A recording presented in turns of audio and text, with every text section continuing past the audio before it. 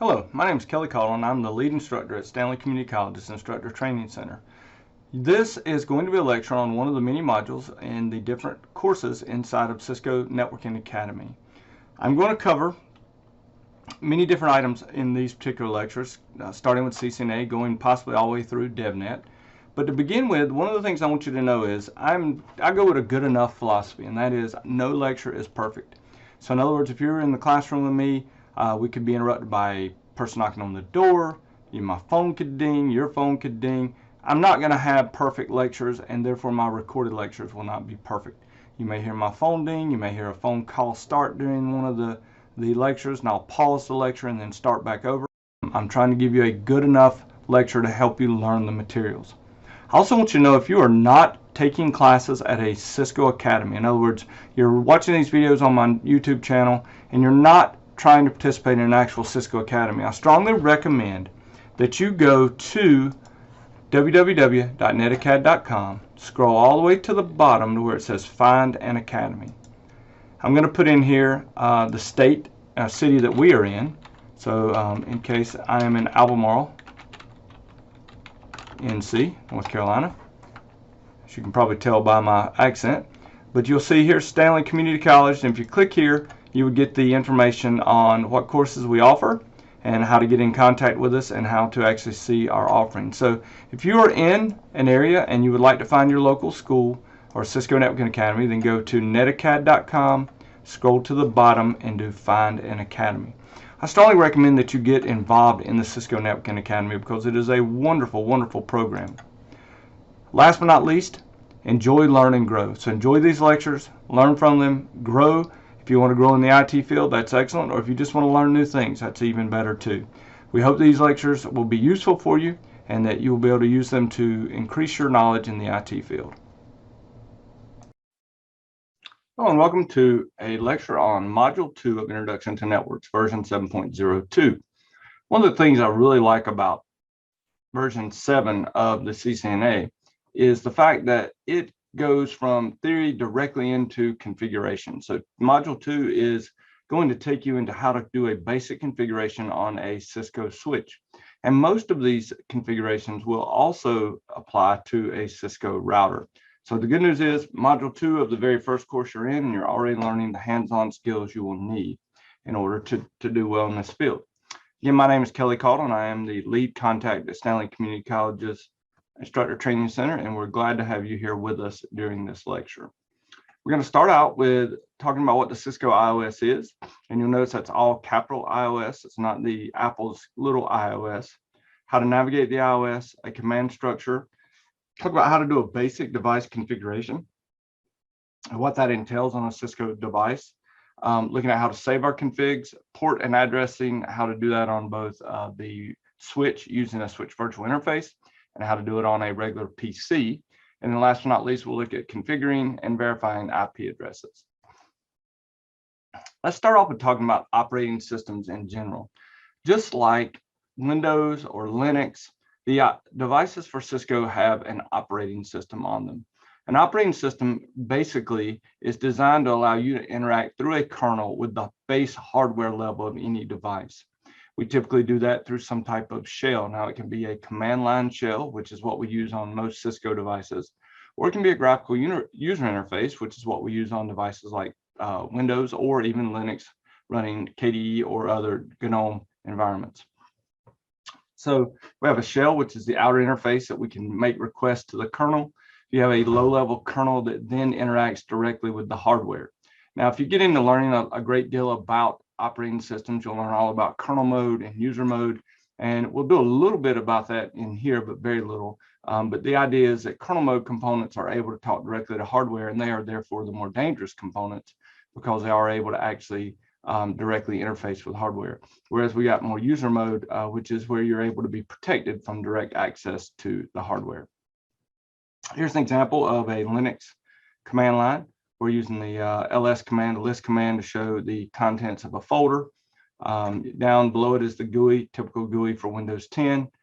We know all different types of GUIs exist out there, but the main purpose of an operating system is to give you access to a device and to allow that device to perform certain functions. For instance, right now, my webcam is recording my voice. So there are kernel mode components that are talking to the webcam to interact with the shell, which in this case is the Windows GUI, to allow me to record this very lecture. So that is taking place as we speak. Likewise, on a Cisco device, there will have to be a way for you to configure the individual ports, configure the device itself, and that is all based upon the Cisco iOS, or Internet Working Operating System. You can download different versions of the iOS, just like you download different versions of Windows. You will learn, if you are a Cisco Networking Academy, about a thing called Cisco Academy Maintenance, which allows you to download the images, the iOS images that are needed to perform labs. Or if you're in the field, you may have what is called a SmartNet contract, or contracts that allow you to download certain iOS images. The iOS is not free. That is one very important item to be aware of. Just like Microsoft doesn't give away its operating systems for free, Cisco does not give away the iOS for free.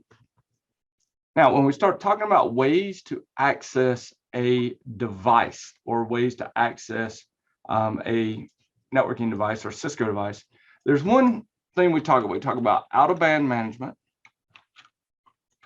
Okay, out-of-band. Again, I'm using this high-tech thing called Notepad, and in-band management. Now, out-of-band is anything that is outside of a networking connection. For us, typically that is a console connection that we connect directly to the back of the device. If you have packet tracer, or if you have real gear, you have the ability to look at the console using the various functions of our packet tracer program.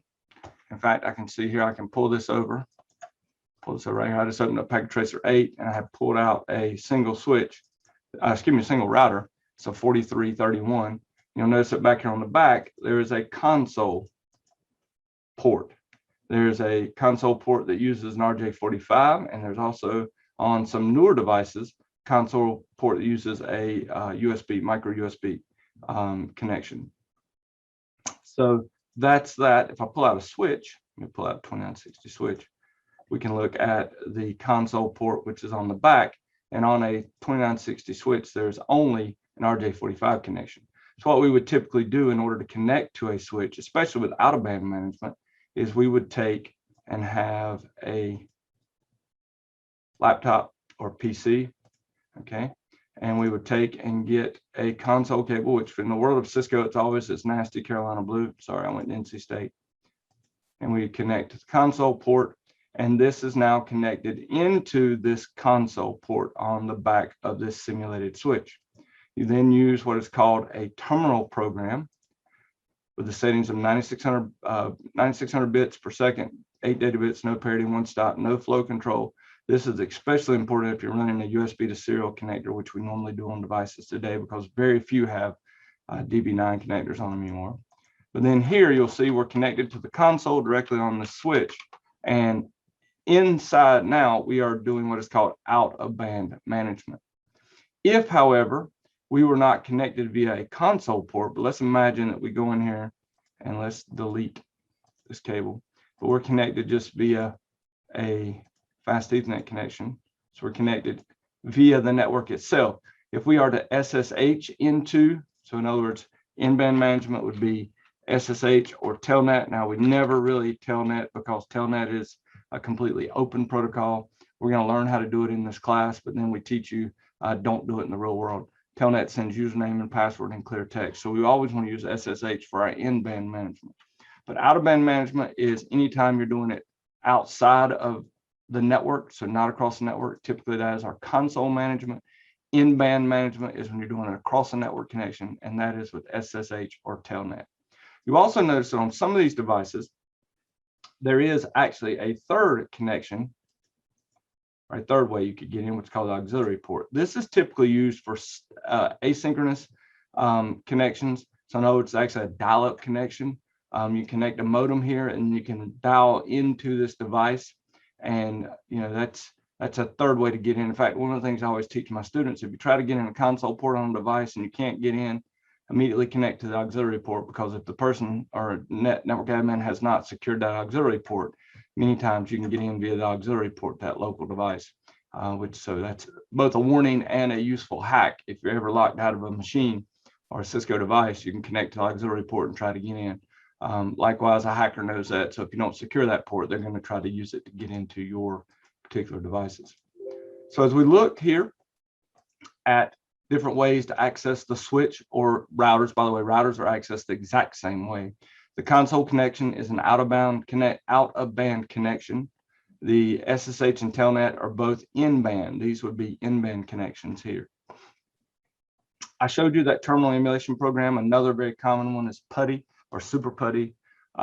That's one of the ones I use. So you can use SSH or you can use serial connections with PuTTY. The one you will use in your lab just depends on what you want to install. I would say typically I use PuTTY just because it's a very small, easy to use program. TerraTerm is another one, and then Secure CRT is also another one. So all of these will depend upon what you use in your environment, but all of these are just another terminal emulation program. So when I showed you a minute ago, going to the desktop and opening the terminal program, that was that fake terminal program in Packet Tracer. These are real programs that are available in the real world. Okay, so the iOS itself has two primary modes, and they are user exec mode and privilege exec mode. So in the iOS, there are two primary modes. One I call look and see mode or read only, and another that is full access, and that is user exec mode and privilege exec mode. Now, user exec mode is shown by the greater than sign, or I call the alligator mouth, at the end of the name of the device. And privilege exec is shown by the pound sign. Now, what I want to show you is this is a system we have at Stanley Community College called NetLabs. We've been blessed to have NetLabs for over 20 years, and it gives access to real gear over just an HTML5 connection.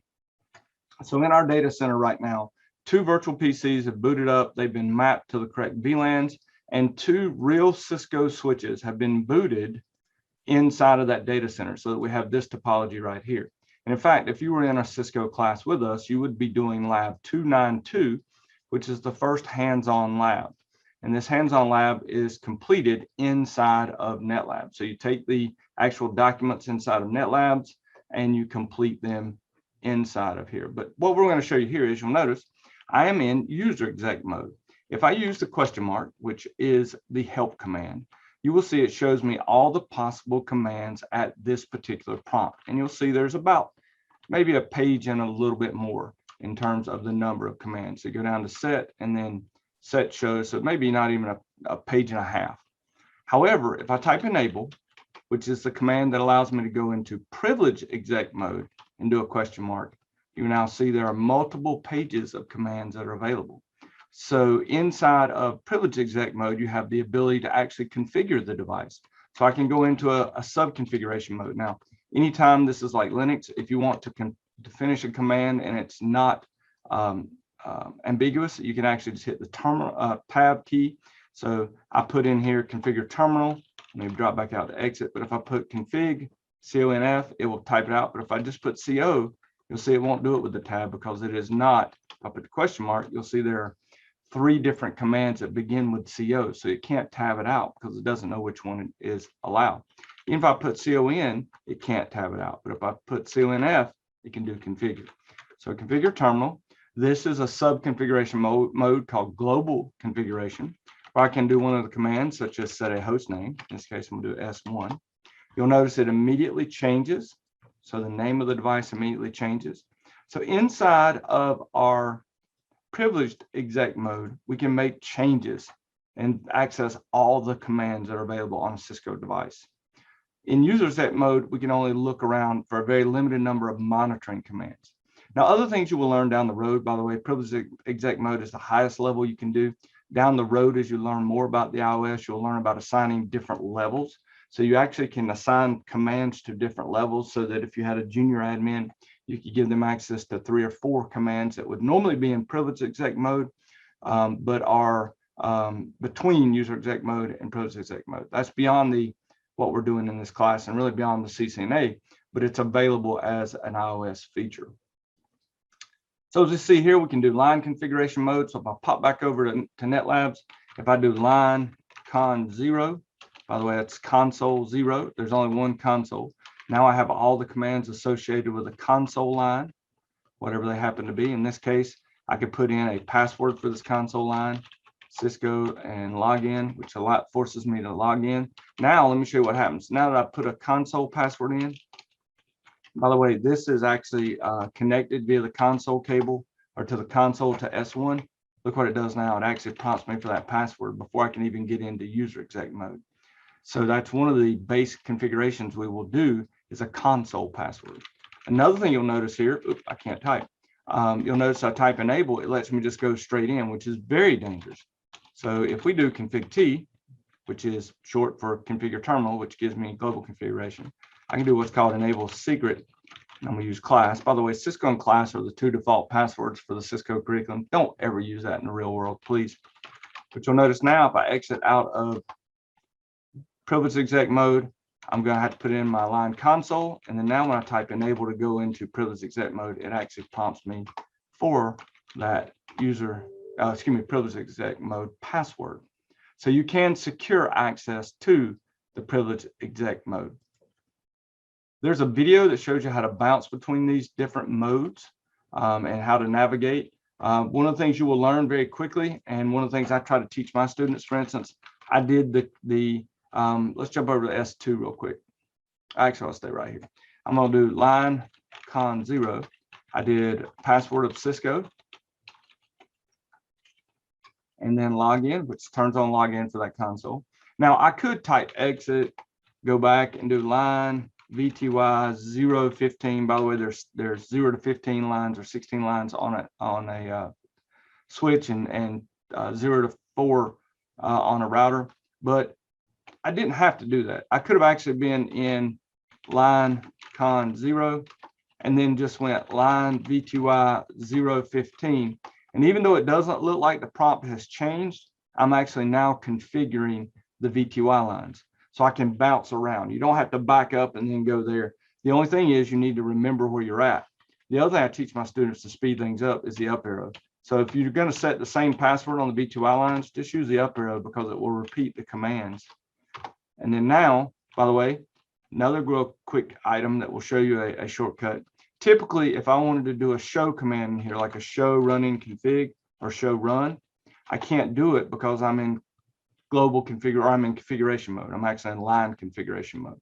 There's a little secret command called do, which will let me run a command, and the do show run shows the running configuration, and it will run inside of configuration mode, even though it would not normally run that way. So when I put do in front of it, it will run that command. I can go all the way down to the bottom, and you will see now that my line console has been configured. My VTY lines have been configured with passwords and login. So if I were to telnet over to this device, it would prompt me for a password. We'll go over that more as we can move forward, and I'll show you the base configuration on a device. All right. Syntax checker, folks, this is part of the curriculum. One of the things about this, it's a little weird. It says enter privileged exec mode using the enable command. Now, in the real world, if I want to, I'm going to hit Control Z, by the way. Control Z is another shortcut to drop you completely out of configuration mode. Type exit here. Actually, I'm going to do, I'll type exit. All right. So normally when we're in here and I type Cisco and I go enable, I don't have to type enable. I could just type EN because that's the shortest. You'll see if I put a question mark, that's the shortest that's allowed. That will shorten the enable command. I can't put E because you'll notice there are two commands, enable and exit, that start with an E. But EN will actually then prompt me for the privilege mode password. So I can shorten it.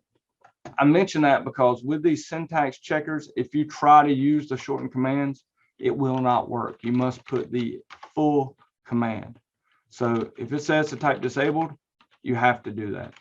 If it tells you to go into privilege exec global config, you can't put config. If you try to put conf t here, it's not going to work.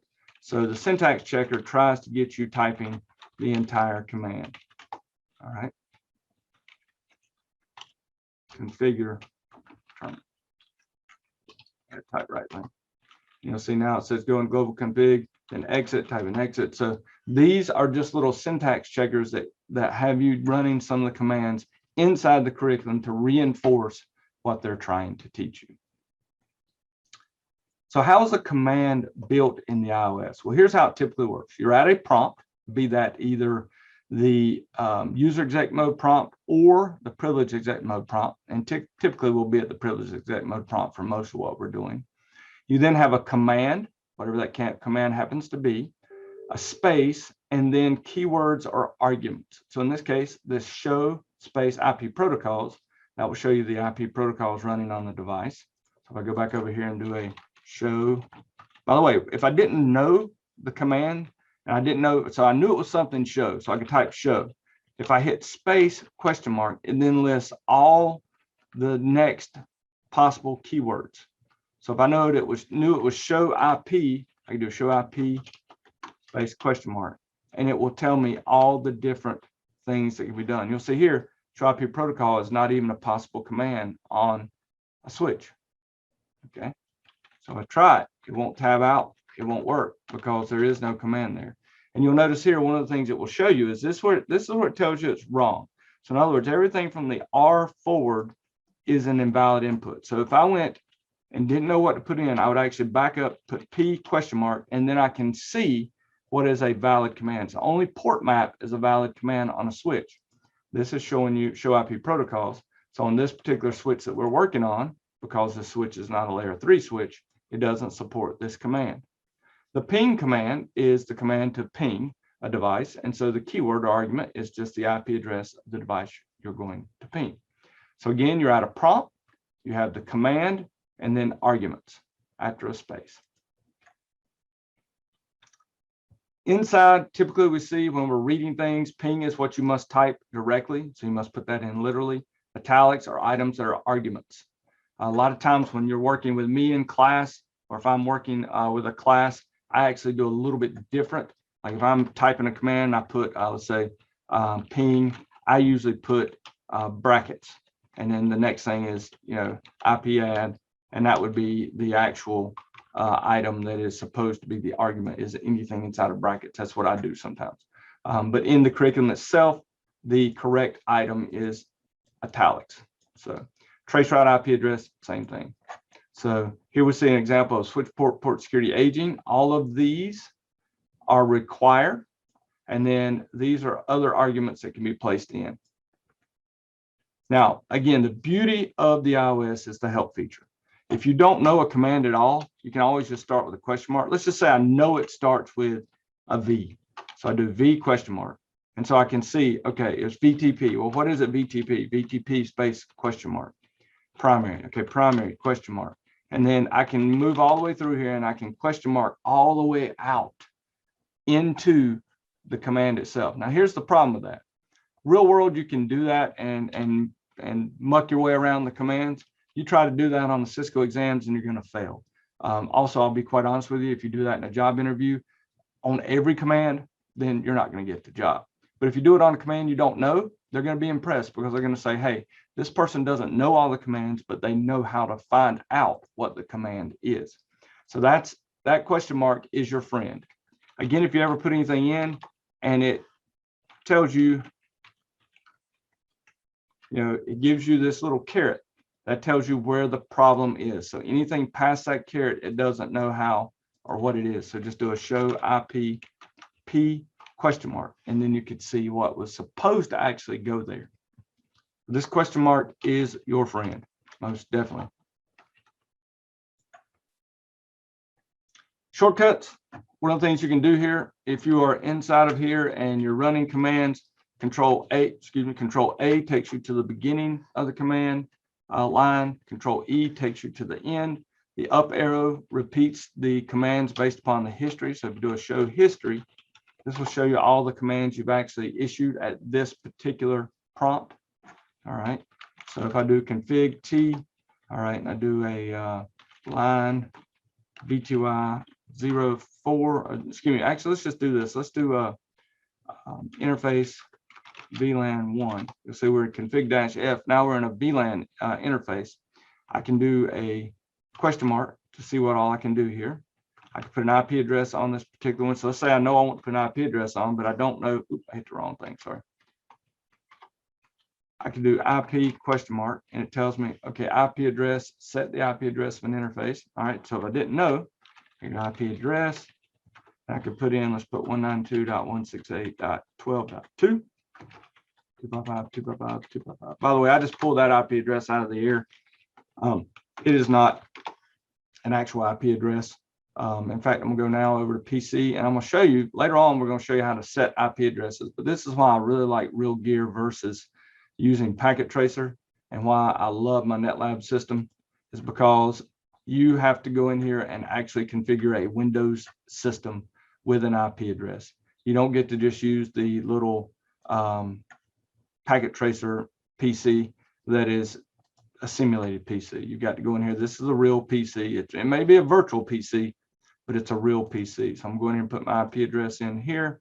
This one's going to be 192.168.12.10. Tab it out, 24-bit mask /24. We'll learn a lot more about that as we move forward in class. Click OK, click OK. And at this point now, I should be able to, from this PC, ping the switch 192.168.12.2.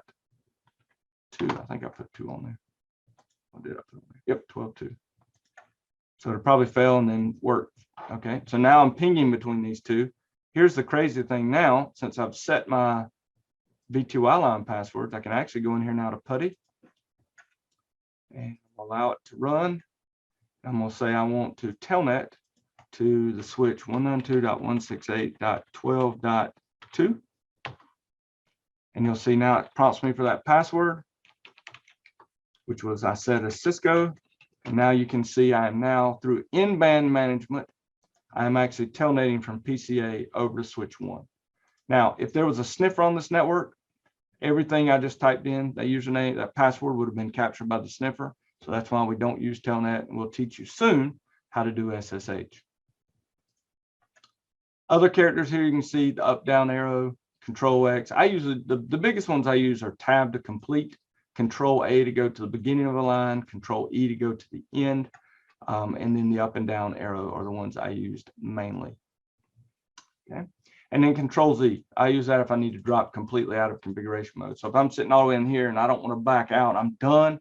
I hit Control Z and I'm all the way back out into privileged exec mode. All right. There are videos here to show you how to do that. And then there's even a lab that you can do using Packet Tracer physical mode if you so want to, or using the actual iOS using Gear. Now for NetLabs, we don't have that particular lab. We just have 292 because we don't have the ability to connect console cables onto our NetLabs equipment. That console cable is already connected. So let's talk about a basic device configuration. I'm going to pull this over so that you can see a basic switch configuration. So here's what we do for a basic configuration. We give the device a name. We set our passwords. We set enable secret password to protect going into privileged exec mode. We set line console V2I line passwords. We encrypt all the passwords in the configuration. Now what I can show you here, by the way, if I do a show run, by the way, that's short for show running configuration. And when you create configurations, everything you put in is first saved to the running configuration. But you'll notice the passwords are in plain text. We don't want that. And so to prevent shoulder surfing, we actually have a command, which is called service password encryption. If you do that, do a show run again, you'll notice those passwords are now encrypted in your configuration. However, I will tell you this is a very low level encryption that is extremely easy to break. So don't ever let your codes or your configurations get out in the real world with password level 7 encryption, because it takes about 2 seconds to decrypt this using a simple web page that's out there. The other thing I want to show you is I do want to do a do show run.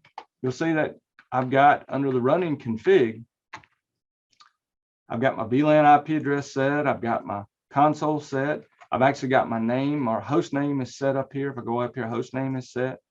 Okay. So looking at my configuration, I've actually set, enable secret. I've done my line console. I've given it a name. I got to do a banner message of the day. So let's do banner MOTD, and then whatever your start delimiter character is. Okay.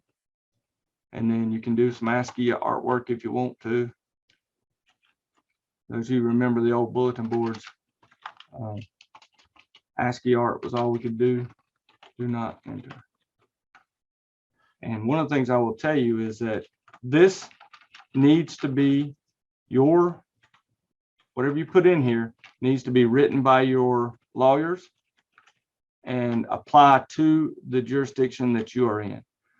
You don't want to just don't put welcome, whatever you do, on a banner message of the day. I mean, people actually have said, hey, Judge, they welcomed my client in here. So don't ever do that. Now there's our banner message of the day, and I'll show you how that shows up in just a second. We've assigned an IP address already, and we're going to do a default gateway, which we don't. In this case, we really don't need, because if you look at this network, we really don't have a router, but we're going to assume and simulate that we need an IP default gateway. And we're going to say it's going to be the IP address of the router port closest to us, which we'll say is 12.1. Okay.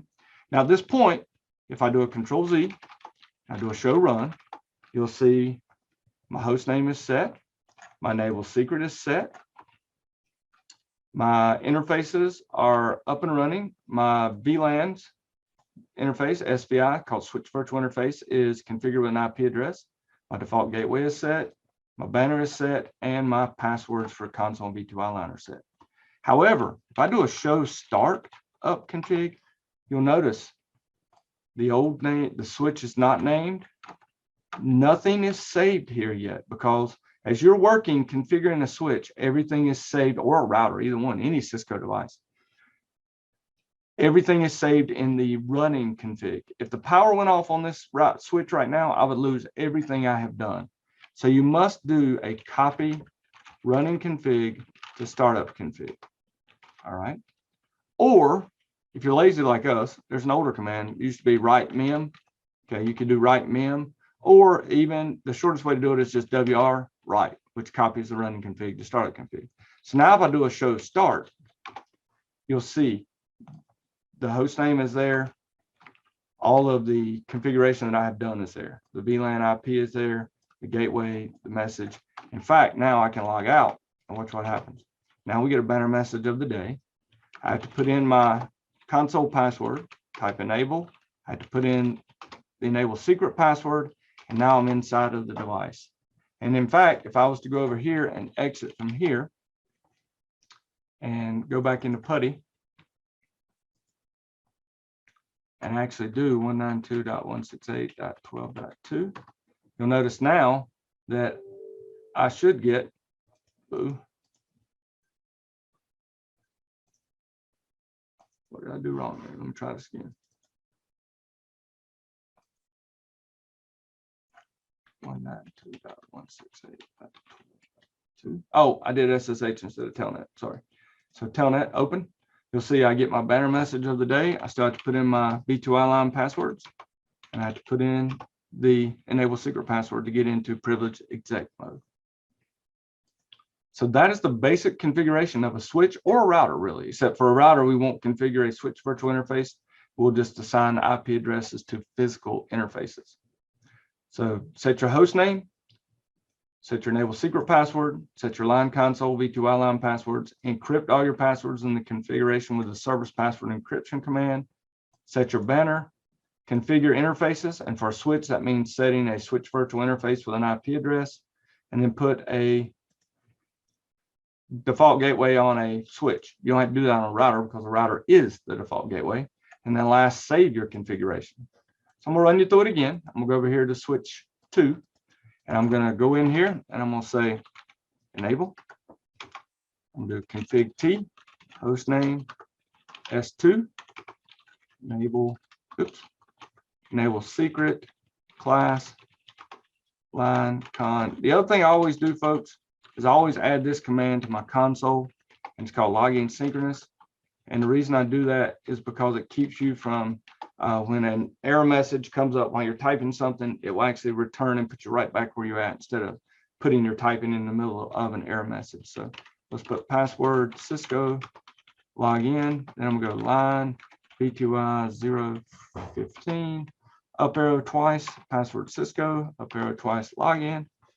I'm gonna do interface, VLAN 1, IP add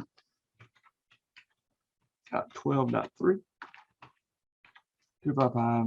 And by the way, you'll learn all about what IP addresses are and subnet mask, but suffice to say, it's just like it's basically a telephone number or a number to get to that device. No shut. Type exit here and do a service password encryption. Okay. We'll do a banner mode 2D. I'm gonna make this one simple because I'm being a little bit lazy. Stay out. Okay. And now, unless I am mistaken, the only thing I have left is to put an IP default gateway 92.168.12.1.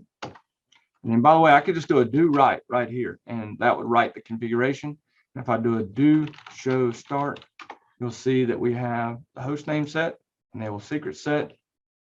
We have an IP address set on the VLAN, switch virtual interface, default gateway set, banner set, and then we have our passwords and then login configured on console and BTY. By the way, if you set the password and don't do login, it will not allow you to log in. It'll say password set, but login not required. So let's go back to PCA here, and we should actually now be able to telnet over to 192.168.12.3, which will be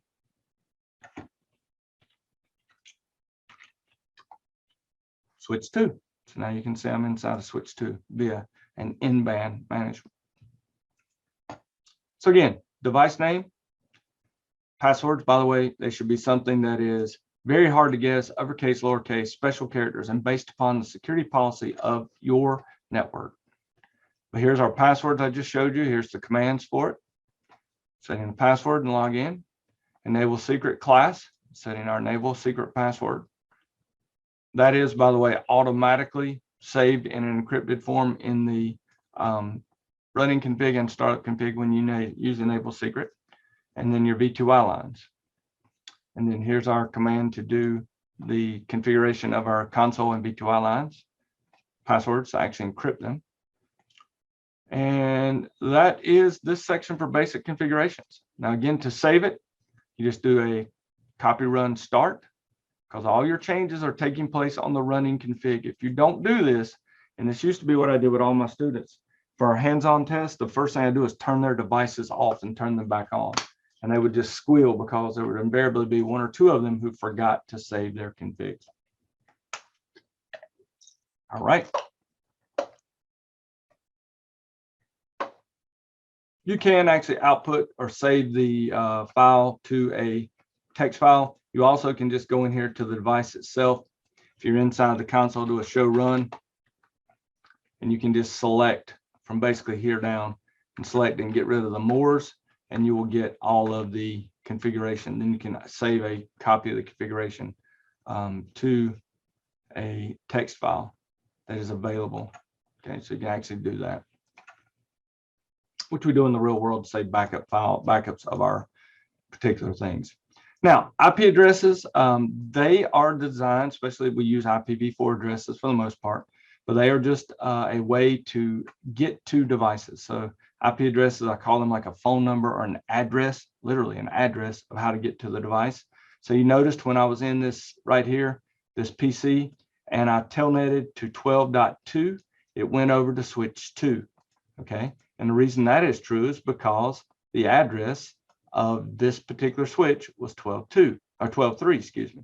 Switch 1 is 12.2. So we assign those addresses on the switch to the switch virtual interface right here. So 12.2 and 12.3 on switch 1 and switch 2. For PCs, we also assign IP addresses. So you'll notice on the PC itself, if I go into a command prompt and I do an IP config, you can see that this PC has the address 12.10 on it. Now, I didn't set the default gateway because there is not a default gateway in this particular lab. I go to PCB, same thing. I can click here.